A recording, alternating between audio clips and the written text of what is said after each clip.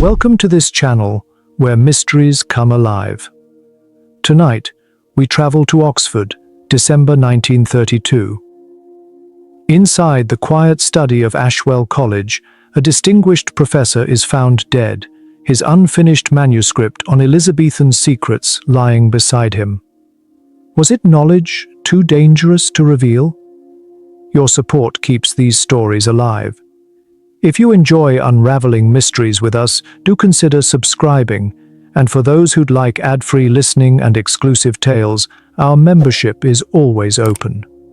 Before we begin, I'd love to know, where in the world are you listening from tonight? Your comments light up this community of mystery lovers, and I always enjoy reading them. So, pour yourself a warm cup of coffee, settle in, and prepare for tonight's tale, Murder at Ashwell College. Chapter 1. An Invitation to Oxford.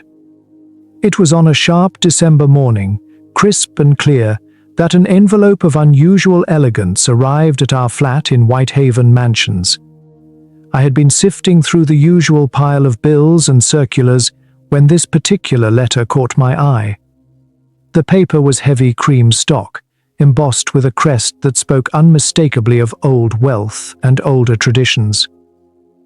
"Something rather interesting here for you, Poirot," I called, holding the letter aloft. My friend was at his desk, arranging his newspapers with that meticulous care which he extended to every detail of his existence. His neat, egg-shaped head lifted, and his sharp green eyes narrowed slightly at the sight of the seal. "Ah, mon ami Hastings," he said smoothly. "And what, pray, makes this missive so remarkable?" "Well," I replied, still turning it over in my hand, "for one thing, it's from Lady Margaret Winthrop, the philanthropist. Quite distinguished stationery, I must say." Poirot rose with his customary precision, every gesture measured, and extended a perfectly manicured hand. He never tore open an envelope as ordinary mortals might, but broke the seal delicately with his ivory paper knife. His expression sharpened as he read, the corners of his lips tightening with interest. "Très curieux," he murmured at last. "Lady Margaret invites us to Ashwell College, Oxford.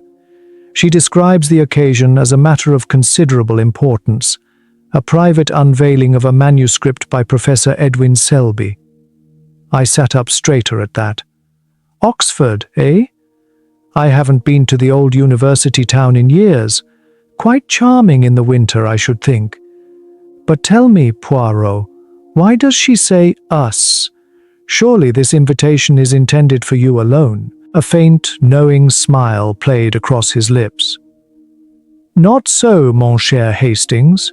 Lady Margaret is precise. She writes that she would be most gratified if Captain Hastings might accompany you.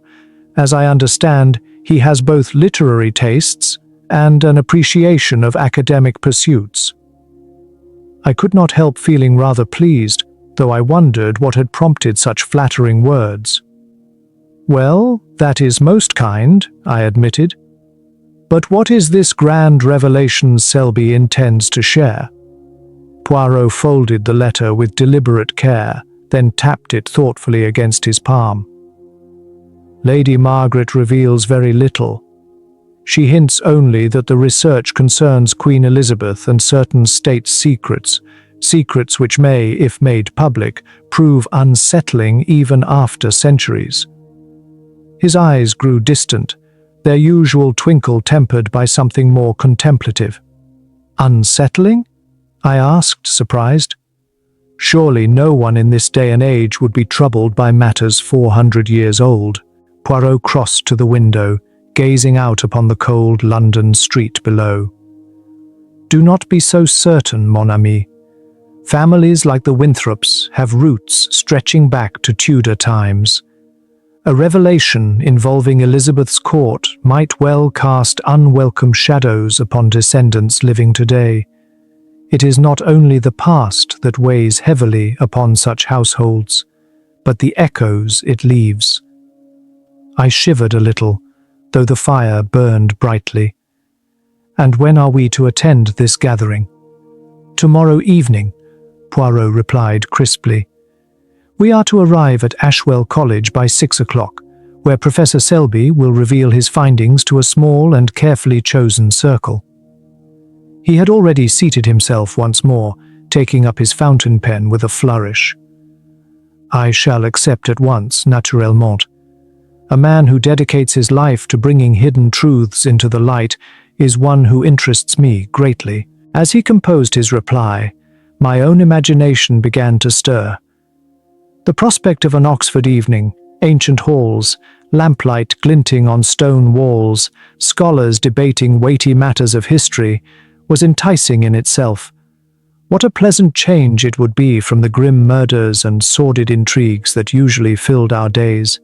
Little did I realize, as I folded my newspaper and thought dreamily of ivy-clad quadrangles, that within a day we would be drawn into a mystery more intricate, more perilous than anything we had faced before. Chapter 2. The Gathering Storm. Our arrival in Oxford the following evening had about it a quiet sense of foreboding. The train carried us smoothly through the wintry countryside, yet Poirot sat beside me in contemplative silence, his sharp eyes fixed on the shifting shadows that danced across the carriage window. By the time we stepped into a waiting cab, the pale glow of the winter dusk was settling over the city, softening the outlines of the college spires with a veil of mist. The ancient university seemed to exhale centuries of secrets into the cold December air. Ashwell College revealed itself through a labyrinth of cobbled courts and cloistered passages. A porter guided us past weathered stone walls until we stood before a Tudor building whose every beam and window seemed steeped in history. On the ground floor, in a chamber warmed by the glow of a coal fire, lay Professor Selby's study, a place that carried the scent of dust, leather, and accumulated knowledge.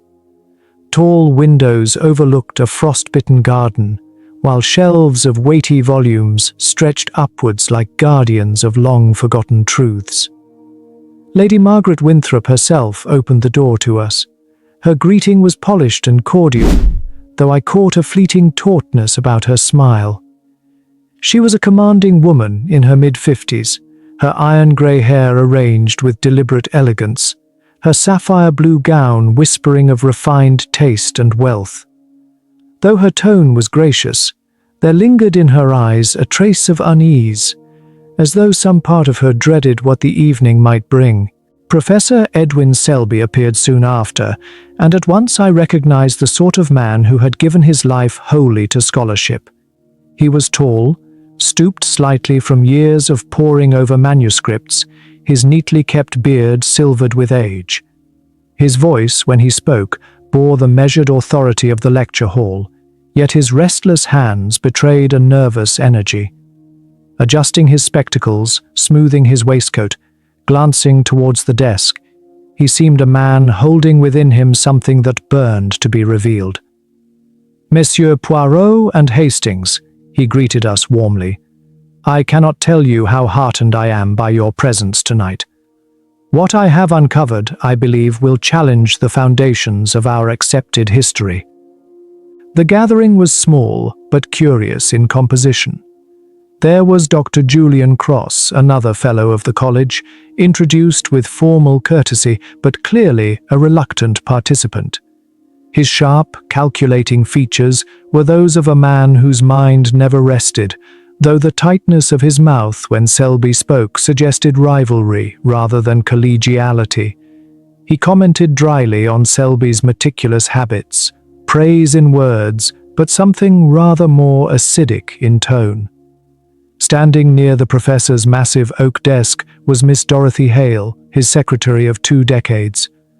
A woman of quiet competence, she carried herself with modest dignity, her grey eyes keen behind simple spectacles. She busied herself with papers, serving wine, and keeping order with the unobtrusive efficiency of one who knew her master's work inside and out. Selby, with visible fondness, remarked that she often knew his manuscripts better than he did himself, a compliment that brought a flush of colour to her otherwise composed face. The circle was completed by 3 young graduate students, earnest, deferential, their expressions a mixture of awe and eagerness. They hovered at the edges of the conversation, speaking little, but exchanging the occasional glance that hinted at unspoken judgments of their elders. As the evening unfolded, Selby's passion for his subject grew. He spoke of his research into the political intrigues of Elizabethan England, alluding to documents long buried in obscure archives. His words hinted at scandals tied to noble houses, whispers of betrayals and schemes that had shaped the course of history in ways deliberately concealed.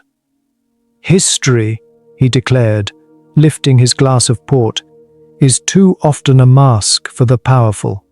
But records endure, tucked away in forgotten corners, and the patient scholar will always find them." I noted the reactions around the room. Lady Margaret's complexion paled, her hand gripping the stem of her glass as though anchoring herself. Dr. Cross grew increasingly rigid, his brow creased in irritation. Even the students leaned forward with anxious curiosity, while Miss Hale's careful movements seemed to still for a heartbeat, as though she too felt the tremor in the air. At last, Selby turned towards his desk. Upon it, among the clutter of manuscripts, rested a silver inkstand of striking beauty. It gleamed in the firelight, incongruously ornate against the scholarly backdrop. "A most thoughtful gift," Selby explained when he saw my gaze. "Lady Margaret assures me it dates from the 16th century. Fitting, don't you think, for the revelations of tonight?" We took our seats, the fire snapping in the grate, the air heavy with expectation.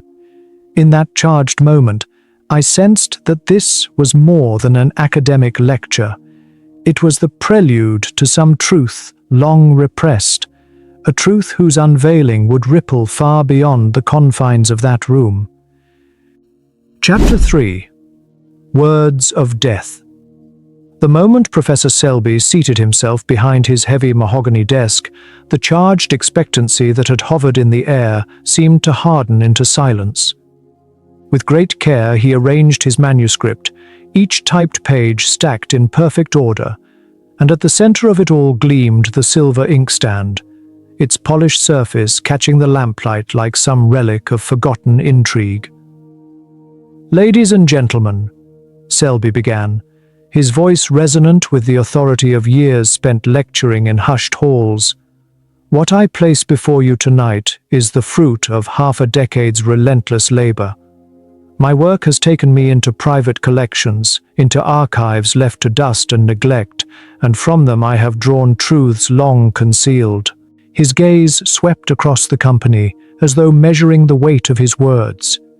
"Within these pages lie revelations that, I believe, will alter the histories of noble families who have, for centuries, lived beneath the comfort of legend rather than the burden of truth." The effect of his words was immediate. I noticed Lady Margaret's fingers tighten around her evening bag, the slightest tremor betraying unease. Dr. Julian Cross shifted abruptly in his chair, his posture betraying discomfort, though his sharp eyes remained locked on the professor with something bordering on hostility. Miss Hale, ever attentive, stood poised near the bookshelves, her expression calm, yet her focus on her employer was unyielding. Selby lifted the silver inkstand and admired its craftsmanship, his voice softening as he mused, "How apt that I should employ this Tudor piece tonight. Secrets of Elizabeth's court, revealed with a tool from her very age, it feels appropriate." Unhurriedly, he unscrewed the ornate lid and dipped his fountain pen into the well of dark ink. The ritual carried a certain weight, almost ceremonial, as if he were not merely writing but conjuring history itself onto the page. "The first matter I intend to lay before you," he continued, bending over the manuscript, "concerns the Winthrop family and their supposed role in the Essex Rebellion of 1601. Contrary to the chronicles we have accepted for generations, I have uncovered evidence that suggests their loyalty to the crown." His voice faltered. A tremor passed through his hand. The pen scratched an uneven blot across the pristine typescript. For a moment, he simply stared at it, bewildered, as though his body had betrayed him in some inexplicable way. "Forgive me," he murmured faintly. I seem to feel rather—" Lady Margaret half rose from her chair, her eyes wide with alarm. "Professor, are you quite—" The words died as Selby lurched forward, his face drained of color. Beads of sweat dotted his brow, and a terrible sound, a gasp twisted with a groan, escaped his lips. His body convulsed violently, rattling the desk. "Good God!" cried Dr. Cross, leaping to his feet. "The man is stricken!" The scene that followed is one that will haunt me forever. Selby's limbs jerked uncontrollably. His breathing came in grotesque rattles, and his wide, terror-stricken eyes darted helplessly from one face to another, pleading silently for aid. Miss Hale let out a cry and rushed forward, but before she could reach him, Selby pitched forward, collapsing across the carefully arrayed manuscript. The inkstand toppled with a metallic clang, its contents spilling in a dark flood across the pages, his life's work drowned in blue-black stain. For a heartbeat, the room was gripped by paralysis. It was Poirot who first moved, his calm precision cutting through the chaos. He stepped swiftly to the desk, his eyes flicking across the scene with clinical sharpness, noting every detail: the scattered papers, the overturned inkstand, the unnatural stillness of Selby's body. "No one must disturb a thing," Poirot commanded, his voice low but absolute. "This is now the scene of a crime." "A crime?" Dr. Cross's voice cracked with disbelief. "Surely the man has suffered some fit, an apoplexy perhaps, or his heart." But one look at Poirot's face told me otherwise. His expression was grave, his little grey cells already weaving the first threads of deduction. Lady Margaret had collapsed into her chair, her complexion ashen. Miss Hale stood frozen, her hands pressed to her mouth, trembling. The three students shrank together by the window, their youthful bravado shattered, fear plain upon their faces. Only moments before, the study had been a chamber of scholarship, heavy with anticipation of historic revelations. Now it was transformed into a place of dread, where death had intruded upon knowledge. The very pages that promised to alter the story of England lay ruined, ink-stained and silent, perhaps forever. And so, what was to have been the crowning triumph of a learned man's career had become his final act. It would now fall to Poirot to untangle the cruel substitution of revelation with ruin, and to unmask the hand that had turned scholarship into murder. Chapter 4. The method revealed. The college physician, Dr. Thornbury, arrived within 15 minutes of Poirot's urgent telephone call.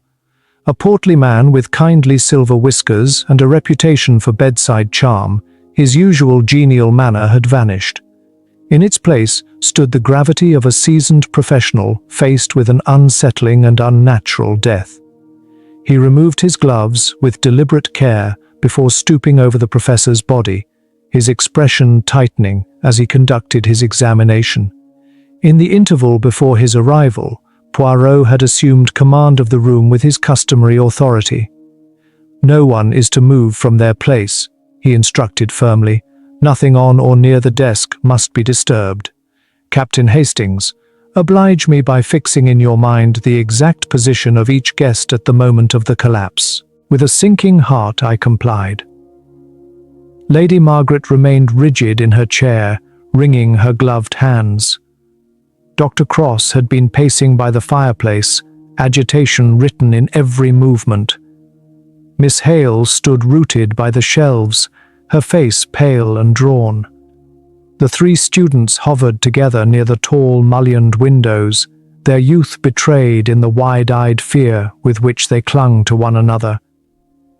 It was less a gathering of scholars now than a tableau of shock frozen beneath Poirot's watchful gaze. At length, Dr. Thornbury straightened and cleared his throat. His pronouncement silenced even the rustle of breath. "This was no natural passing," he declared gravely. "The convulsions, the sudden onset, the pallor, all point unmistakably to poisoning by an alkaloid toxin, rapid in its effects, deadly in its precision." Lady Margaret gave a muffled cry and pressed her handkerchief to her lips. Dr. Cross, visibly shaken, blurted, "Poisoning? But that cannot be. We all drank the same port, ate from the same table. Had the food or drink been tampered with, surely every one of us would have been stricken." "Ah, precisely, my dear doctor," murmured Poirot, his voice calm, yet his eyes gleamed with intensity.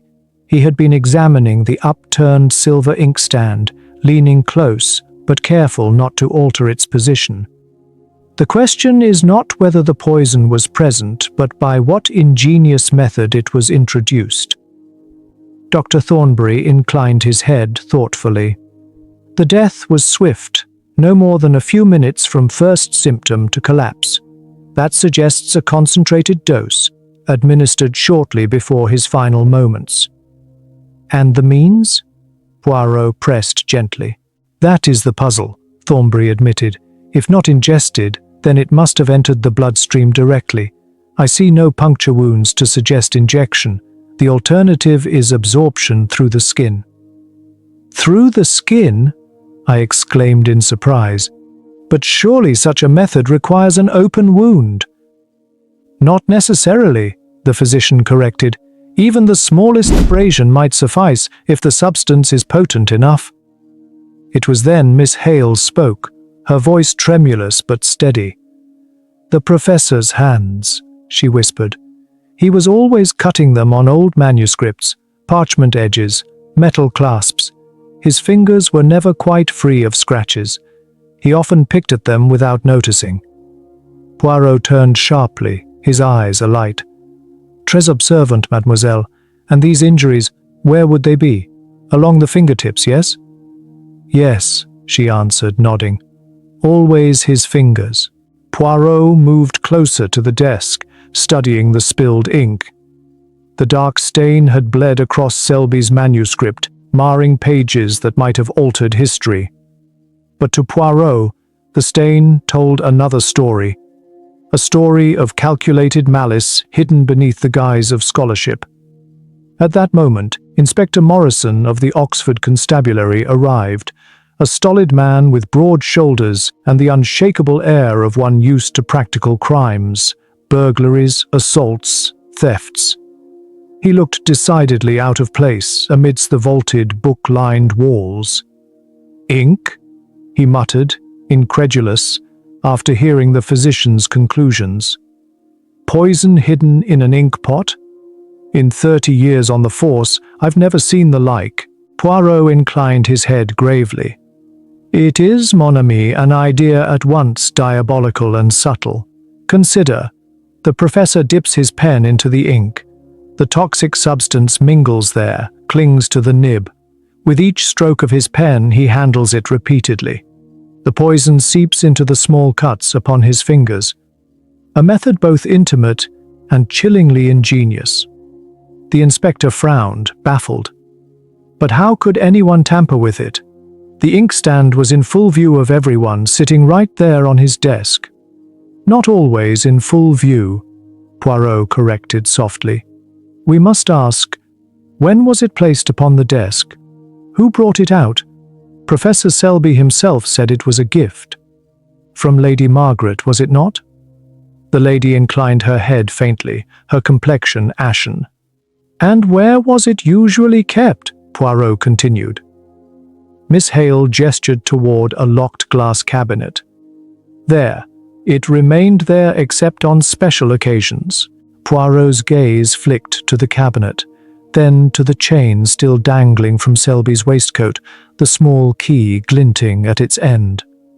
Already, his little grey cells were beginning to spin their web. The inspector busied himself with formalities, summoning constables and sealing the room. Yet the weight of the crime hung upon us all. This was no rash act of desperation, no sudden quarrel. The killing was cold, premeditated, executed with an almost scholarly precision. Whoever had devised it had studied both the man and his habits as carefully as any manuscript he himself had handled. And in that chilling thought lay the first thread of truth. Chapter 5. Shadows of Truth and Motives Unveiled. The dawn broke with a sullen heaviness, the December mist draping Ashwell College in a veil that seemed almost funereal.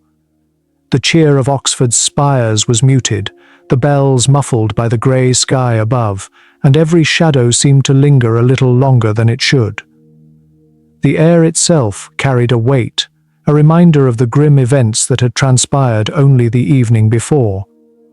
Inspector Morrison had secured for us a small panel room adjacent to the late Professor Selby's study, an austere chamber lined with faded portraits of former dons, their painted eyes seeming to scrutinize our every move. Here, Poirot set about his customary process, the private examination of each suspect. His little notebooks, his immaculate pen, his precise manner, they all combined to turn the somber conference into a theatre of truth. I, for my part, had not slept a wink. The Randolph Hotel's comforts offered little solace. I lay awake replaying the professor's sudden collapse, his ink-stained manuscript, and the dreadful certainty that murder had been carried out under our very noses. The cold ingenuity of the method still sent a chill down my spine. Whoever had devised such a scheme possessed both knowledge and a heart of stone. The first to face Poirot was Dr. Julian Cross. He entered with the weary air of a man who had spent the night in tortured reflection. Though his appearance was usually impeccable, this morning his tie was skewed, his collar unfastened at the neck, and deep hollows shadowed his eyes. Dr. Cross. Poirot began smoothly, his voice neither accusing nor sympathetic. You were a colleague of the late Professor Selby for many years. I should like to understand the true nature of that association. The historian shifted in his chair, fingers tightening upon its arms. We were companions in scholarship, Monsieur Poirot, not intimate friends, but we worked in the same sphere. There was courtesy between us. Courtesy, yes, Poirot said with a faint incline of the head, but perhaps also rivalry? A flush rose to the historian's pale cheeks.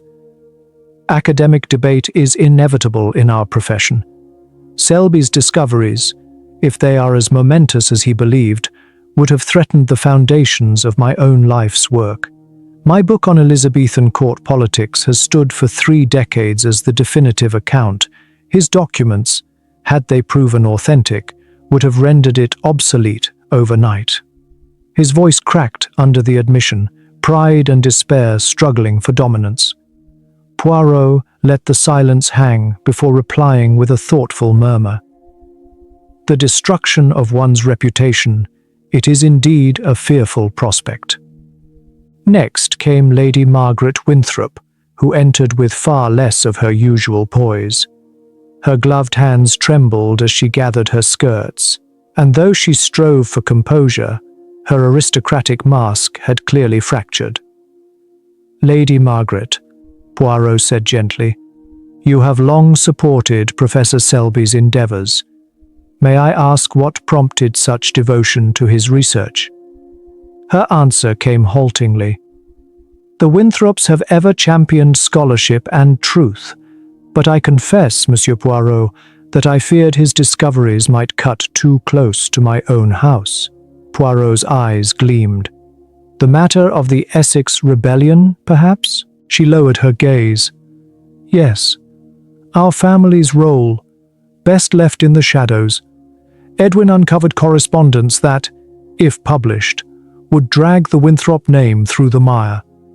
The honor of 4 centuries would have been undone, and with it, our charitable foundations, our place in society. Everything my ancestors built would have crumbled in a single night. Her voice faltered as she turned her face away, the shame almost too heavy to articulate. When the graduate students were summoned, a different kind of tension emerged. Young Peyton, eager and nervous, admitted to having stolen glances, and even copies, of Selby's private notes.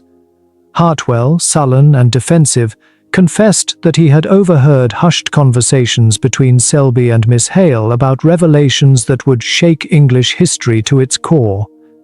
The third, Morrison, spoke of departmental resentment, explaining how faculty and students alike felt alienated by Selby's obsessive secrecy.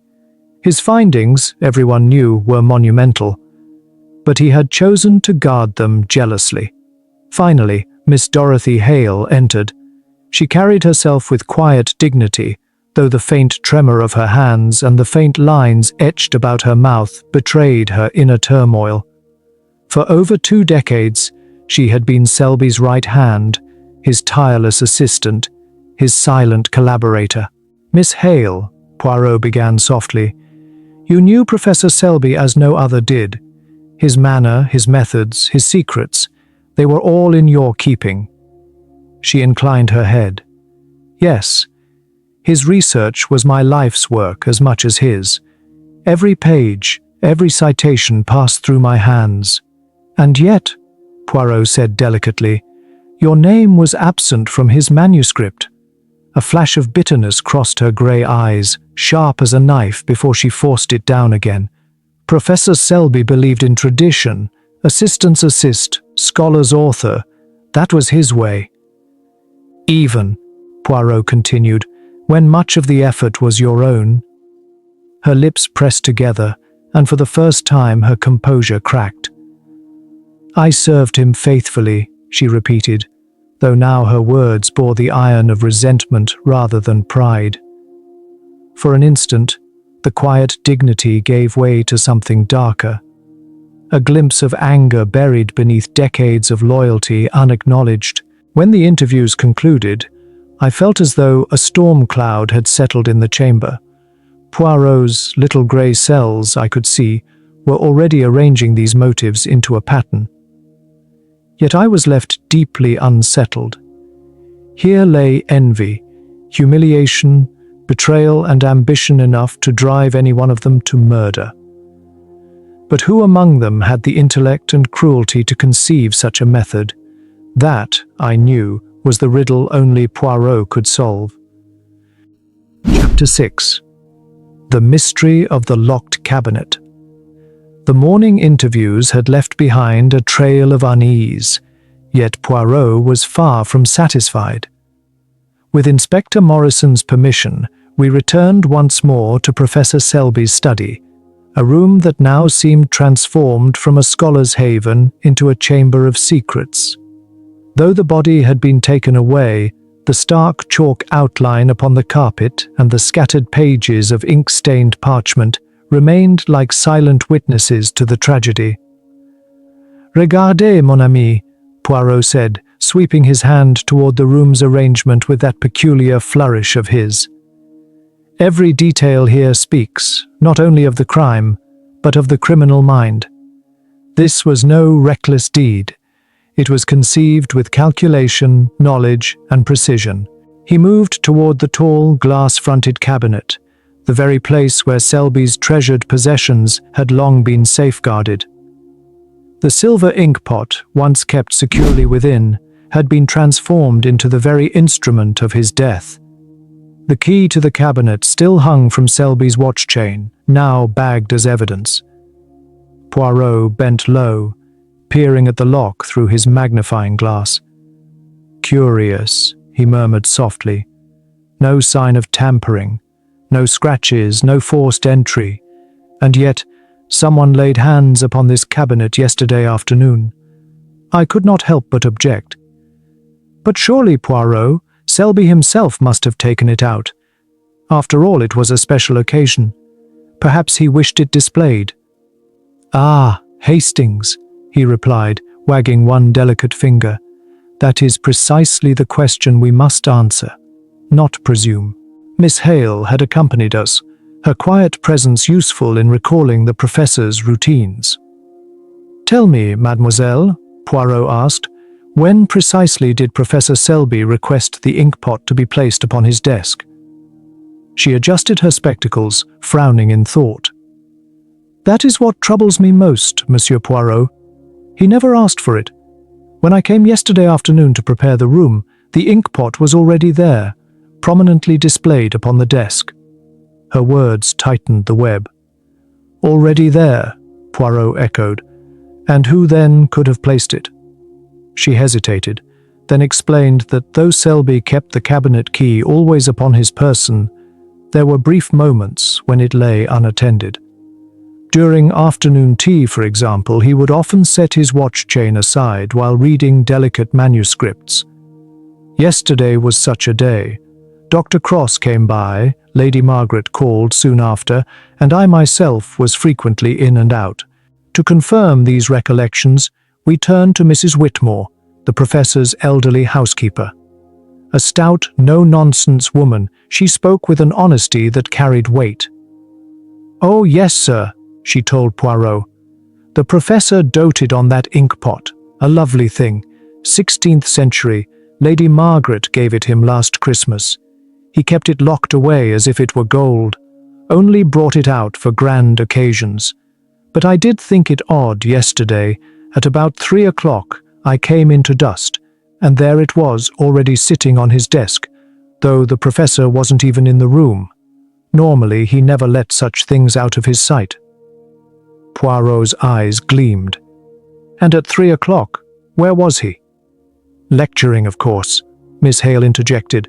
"His advanced Tudor history class, every Wednesday from 2:30 until 4. He never missed it." That revelation struck me sharply. If the inkpot appeared on the desk while Selby was elsewhere, then someone else must have had both the opportunity and the confidence to place it there, knowing his habits well enough to predict its use that evening. Poirot next examined the inkpot itself, preserved carefully by Inspector Morrison. It was a piece of undeniable beauty, silver wrought with Tudor roses, its surface darkened by centuries of age.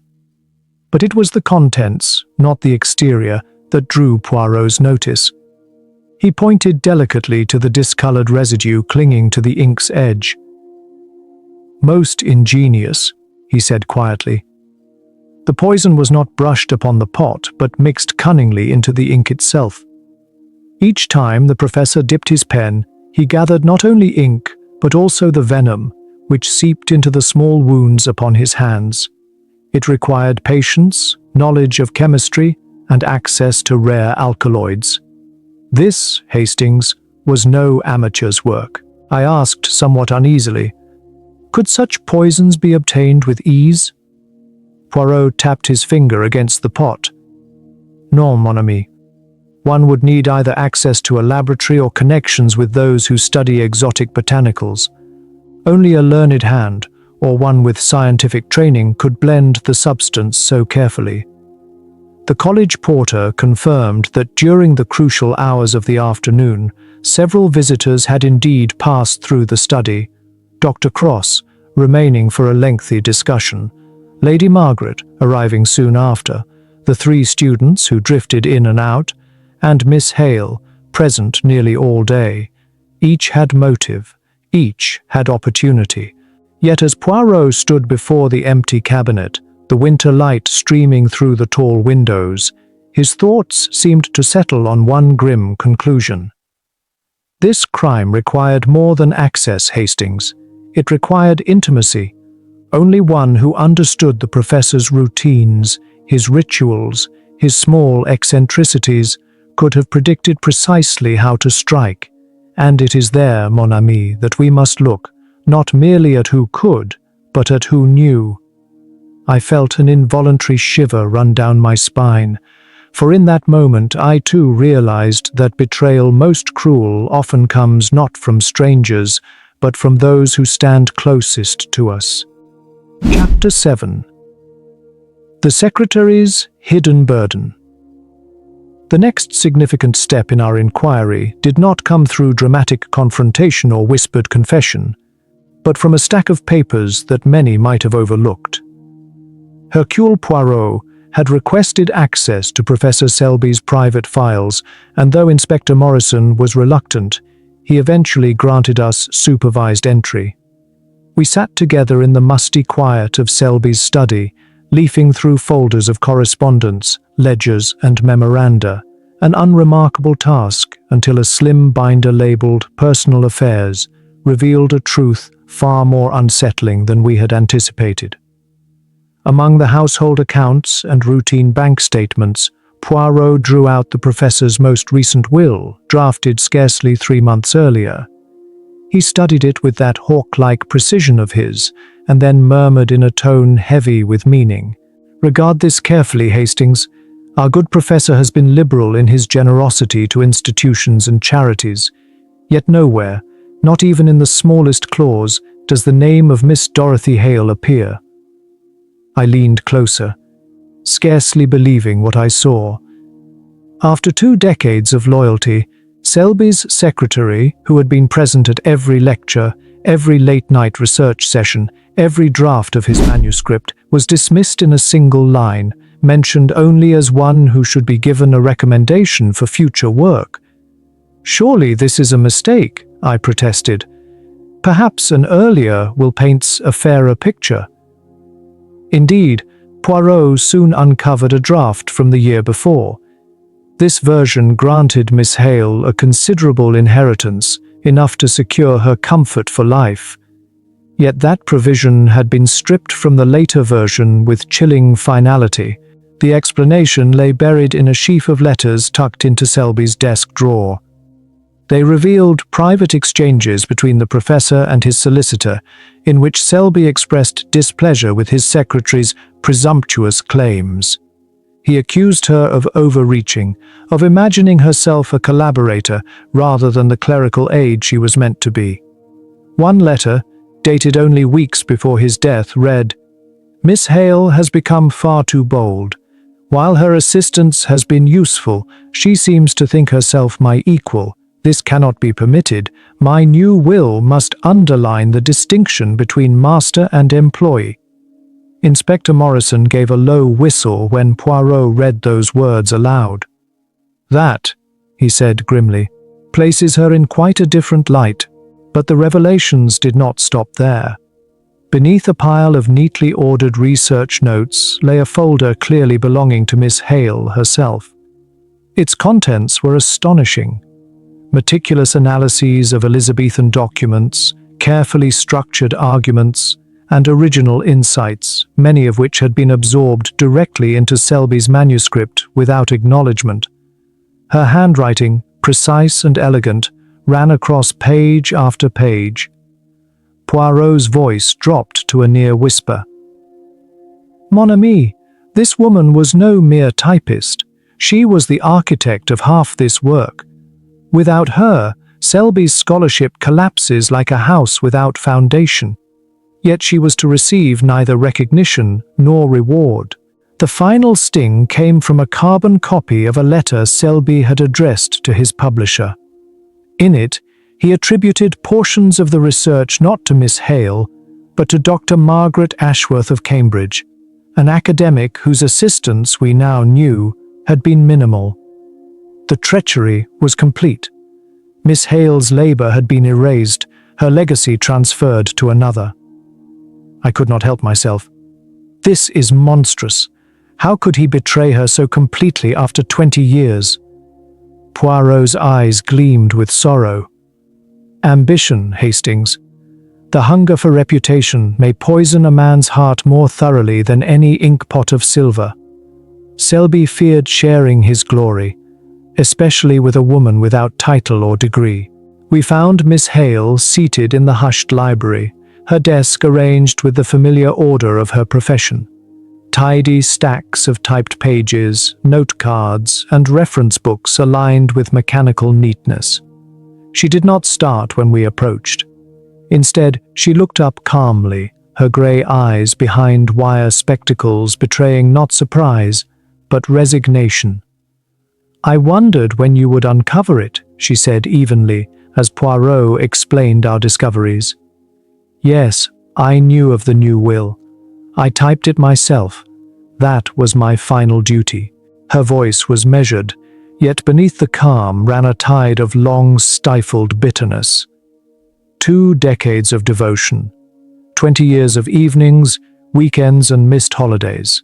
My hands and my mind built half of his life's work, and in return, I was to be cast aside with a letter of reference. Do you think I did not notice when my words became his, when my discoveries appeared under his name? I was a ghost at the edge of history, Hastings, present in every line yet erased from the record. Her composure wavered only for a moment, the anguish cutting through her practiced calm. Then, just as swiftly, the mask returned. She lowered her eyes to her work and folded her hands. The moment had passed, but the truth lingered like smoke after a fire. As Poirot and I stepped back into the frosted air of the quadrangle, I felt an ache of unease. We had uncovered not merely a personal grievance, but a systematic betrayal. A woman of intelligence and dedication, stripped of credit, stripped of security, her future discarded by the very man she had served.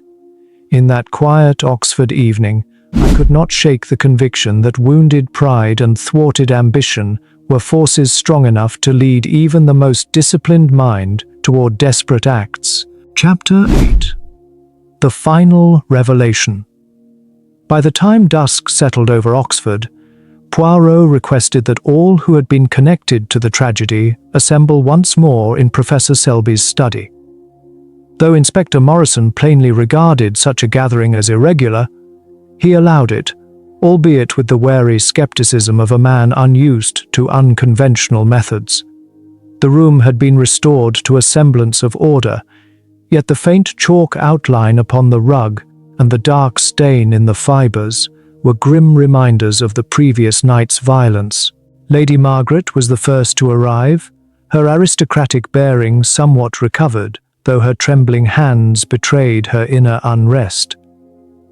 Dr. Jonathan Cross came next, his scholarly composure masking what I suspected was gnawing apprehension.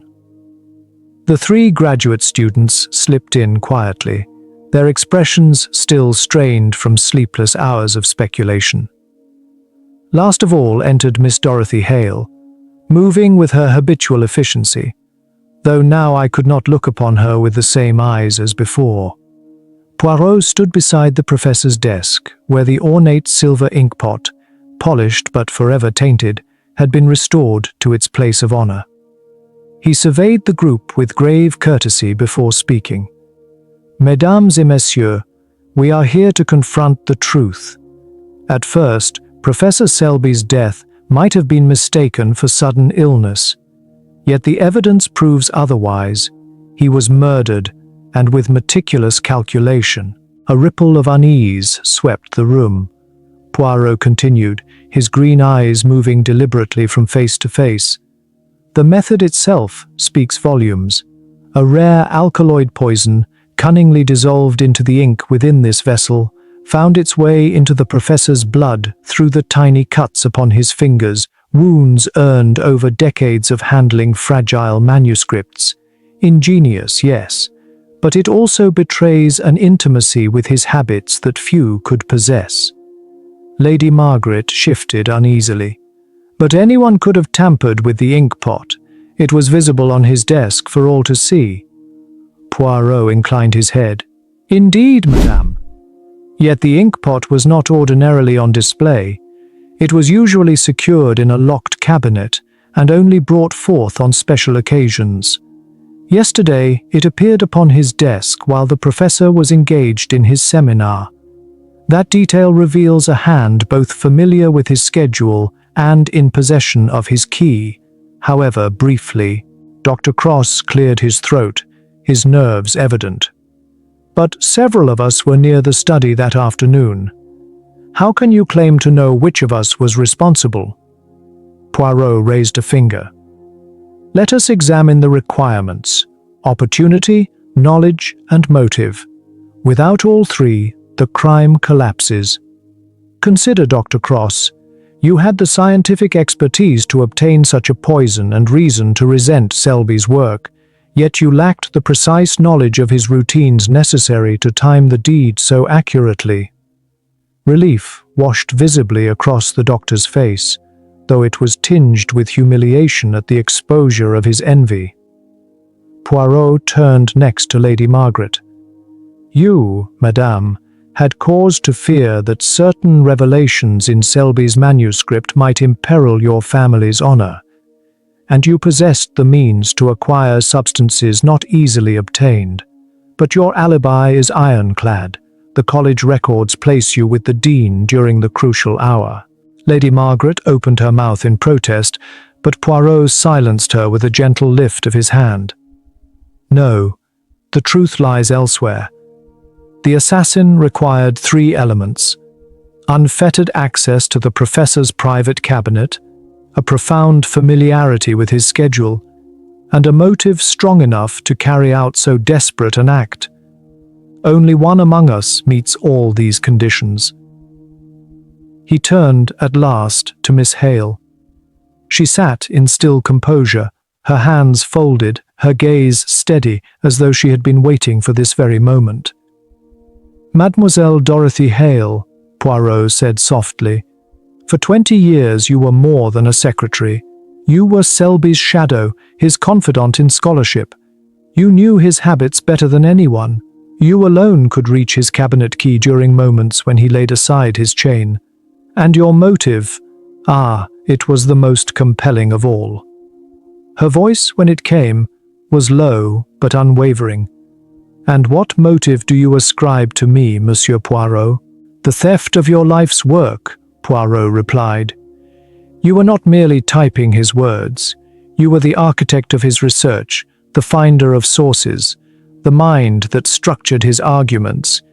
Yet in his final will, you were to receive nothing. Worse, he planned to credit your discoveries to another, erasing you from history entirely. For the first time, Miss Hale's reserve faltered. Her lips trembled, and her voice, once carefully measured, broke with anguish. 20 years, she whispered. 20 years of thought, of sacrifice, of nights spent piecing together fragments he could not comprehend.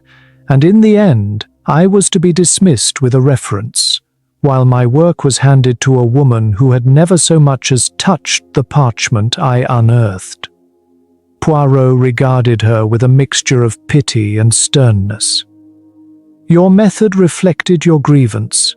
You chose a poison hidden in ink, symbol of scholarship itself, the very tool that betrayed you. You made certain that if you could not leave your mark upon Selby's work, he would never write another word. At that, Miss Hale straightened with a dignity that was almost regal. He made one error, Monsieur Poirot. He mistook me for a servant of convenience. I may lack title and degree, but I possessed intellect and the courage to wield it. If justice denied me recognition, I fashioned my own. Inspector Morrison stepped forward, cuffs in hand, yet Miss Hale rose calmly to meet him. At the threshold, she paused, her gaze lingering on the ink-stained manuscript still scattered across the desk. My research dies with him, she said quietly. Perhaps that is justice enough. When the door closed behind her, silence fell heavy upon us all. 2 brilliant minds had been consumed, one by ambition, the other by betrayal. The unfinished manuscript, once a promise of scholarly triumph, now lay abandoned, stained by both ink and tragedy. The following morning, as Poirot and I departed Oxford, I could not shake the bitter thought that in the halls of learning, pride and envy may prove as lethal as any weapon. Here's a full chapter-by-chapter analysis of Murder at Ashwell College. Chapter 1. An Invitation to Oxford. The story opens with an elegant invitation arriving at Whitehaven Mansions, summoning Poirot and Hastings to Oxford. Lady Margaret Winthrop invites them to witness the unveiling of Professor Edwin Selby's groundbreaking Elizabethan manuscript. Poirot notes the weighty implications. Such revelations could threaten the reputations of powerful families even centuries later. The air of anticipation is immediately tinged with unease. Lesson: the past never stays buried. Secrets, however old, can cast long shadows over the present. Viewer: question: do you believe history should always be told in its raw truth, even if it destroys reputations centuries later? Chapter 2: The Gathering Storm. Poirot and Hastings arrive at Ashwell College, where the atmosphere feels charged with expectation. The cast of characters gathers: Lady Margaret, Dr. Julian Cross, Selby's devoted secretary Dorothy Hale, and a handful of students. Each reacts differently to Selby's promise of revelations: curiosity, dread, or resentment. The ornate Tudor inkstand gifted by Lady Margaret becomes a subtle centerpiece on Selby's desk.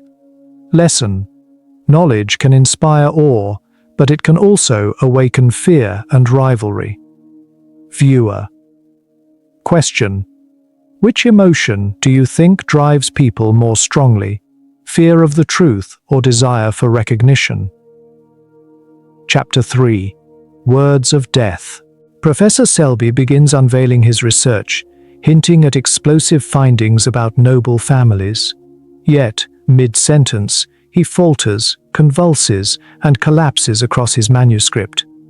The inkstand spills, staining his life's work as death claims him. Poirot instantly declares the study a crime scene, suspecting poison rather than natural illness. Lesson: ambition can end not in triumph, but in ruin, when others cannot bear what the truth might expose.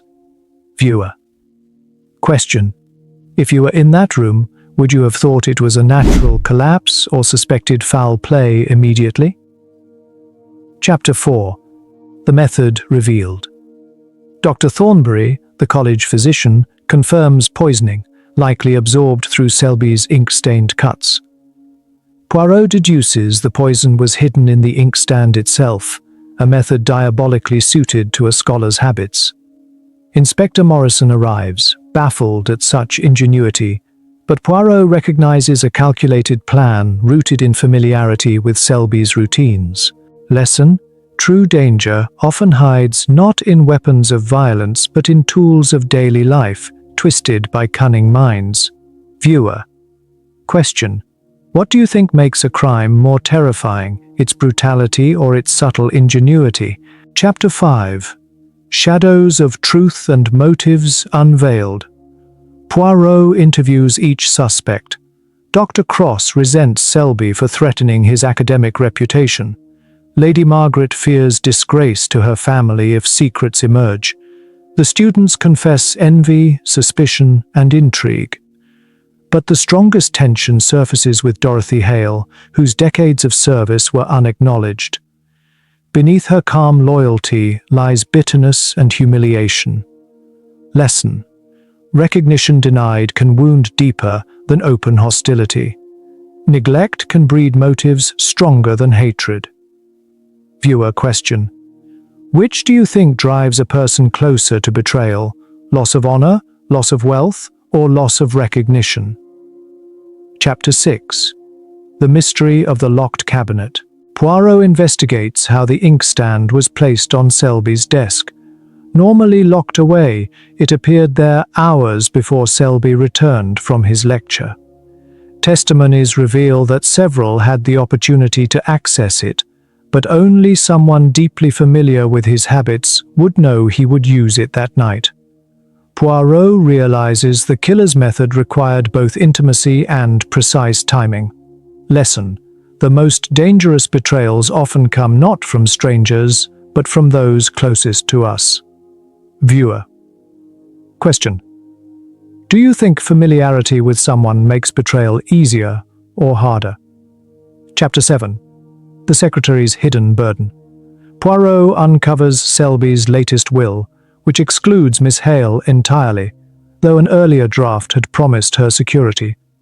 Worse, Selby had used her research as his own and even reassigned her credit to another scholar. Miss Hale's hidden contributions, bitterness, and erasure paint her as both victim and potential perpetrator. Lesson: denied recognition and stolen legacy can drive even the most loyal heart to the edge of ruin. Viewer. Question: do you believe betrayal of trust is more unforgivable than theft of money or property? Chapter 8. The Final Revelation. Poirot gathers all suspects, unraveling the crime step by step. Lady Margaret and Dr. Cross had motives but lacked opportunity or timing. Only Dorothy Hale had the access, knowledge, and powerful motive. Poirot reveals that she poisoned the ink, turning the very tool of scholarship into an instrument of death. Miss Hale accepts the accusation calmly, claiming she forged her own justice after being erased from history. Lesson: pride and envy can be as lethal as poison. The thirst for recognition can consume both the oppressor and the oppressed. Viewer. Question: do you sympathize with Miss Hale's choice, or do you see her as unforgivably guilty? Let's discuss key characters. In Murder at Ashwell College, each character carries a distinct weight in shaping the mystery and its resolution. Hercule Poirot commands the investigation with his trademark precision, unraveling the concealed motives behind an intellectual crime. Captain Hastings, his steadfast companion, provides narration and emotional grounding, reflecting the human cost of ambition and betrayal.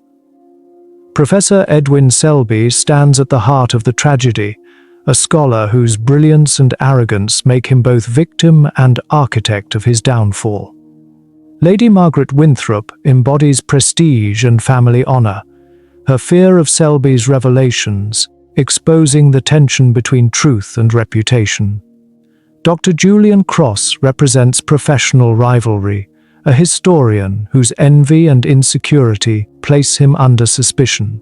Dorothy Hale, Selby's secretary, emerges as the most complex figure, loyal assistant turned silent partner in scholarship, her resentment at being erased fueling the crime itself. Inspector Morrison adds the force of law, providing structure to Poirot's revelations, while Dr. Thornbury, the physician, delivers the clinical confirmation of poisoning. The graduate students, Peyton, Hartwell, and Morrison, no relation to the inspector, serve as witnesses to generational tensions in academia, their youth and anxieties underscoring the gravity of the crime. Together, this cast reveals a layered study of pride, ambition, and betrayal, where intellect becomes weaponized and the pursuit of recognition proves as deadly as poison. My final thoughts. At its heart, Murder at Ashwell College is more than a tale of a scholar's death. It is a study of ambition left unchecked and loyalty betrayed. Professor Selby's brilliance was shadowed by arrogance, and in denying Dorothy Hale both recognition and dignity, he set the stage for his own undoing. The poison hidden in ink stands as a chilling symbol, the very tool of knowledge turned into a weapon of vengeance. Around him, Lady Margaret's fear of disgrace and Dr. Cross's envy remind us that pride and reputation can corrupt as deeply as greed. Yet Poirot's clarity cuts through the shadows, proving that truth, however painful, cannot be silenced. The story lingers as a reminder that acknowledgement and justice matter, not just in history, but in the lives we share. If this unraveling of ambition and betrayal kept you intrigued, be sure to subscribe for more timeless mysteries and share your thoughts below. After all, every great story becomes richer when explored together.